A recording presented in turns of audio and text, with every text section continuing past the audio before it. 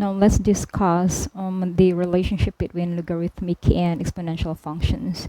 We will learn here on how to convert a logarithmic function into exponential function, and then an exponential function to logarithmic function. But before that, we have to know the relationship between logarithmic function and exponential function. So we can express the relationship between logarithmic form and its corresponding exponential form as, say, logarithm of x to the base b equals y. So this one is just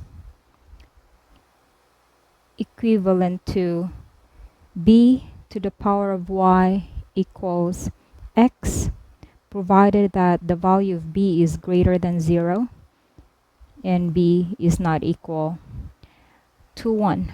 So note that b here, our base, is always positive. Okay. So because the logarithm is a function, it is mostly correctly written as this one. So it is enclosed in a parenthesis to denote a function evaluation, just as we would with, say, f of x for functions.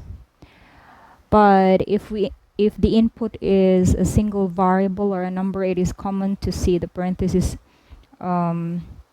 omitted. So if it's only one variable or a number, you can write that as this one.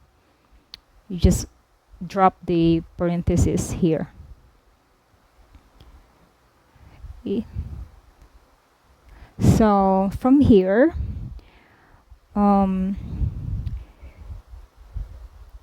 comparing the logarithm function and the exponential function, the input and the output are switched.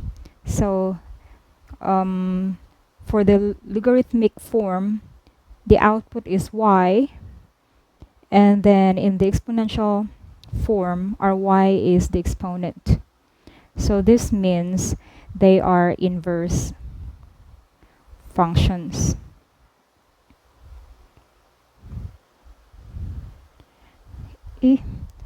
So we must take note of this, so we will be able to convert logarithmic functions to exponential functions and vice versa. So we read this function as the logarithm of x to the base b, and the domain of the logarithm function with base b is 0 to infinity. Domain for a domain of logarithm function.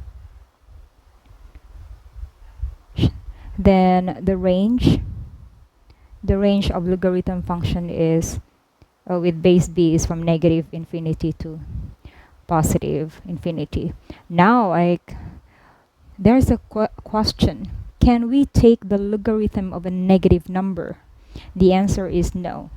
So we cannot take the logarithm of a negative number because the base of an exponential function is always positive. So no power of that base can ever be negative.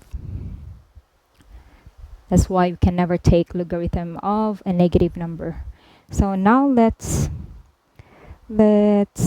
try to convert some problems here. Let's start with converting logarithmic functions to exponential. Okay, from logarithmic to exponential, let's say we're given the logarithm of square root of 6 to the base 6 equals 1/2. So in here, our base b is equal to 6, and our output y is equal to 1/2. Okay, from logarithm of x to the base b equals y. Okay, and then x is square root of 6. So that means this one, this expression here is just equivalent to 6 to the 1/2 equals square root of 6. Okay, so now let's try another problem. Let's say we're given a logarithm of 9 to the base 3 equals 2. Our base here is equal to 3. Our y is 2. Our x is 9. Therefore, we can write this expression, this function, to 3 squared equals 9. Okay. Now let's try converting some exponential functions to logarithmic function, or converting from exponential to logarithmic form. Let's say we're given 10 to the negative 4 equals 1 over 10,000. Here our b is equal to 10, our x is equal to negative 4, and then y is equal to 1 over 10,000. Okay, so therefore we can write this equation, this one.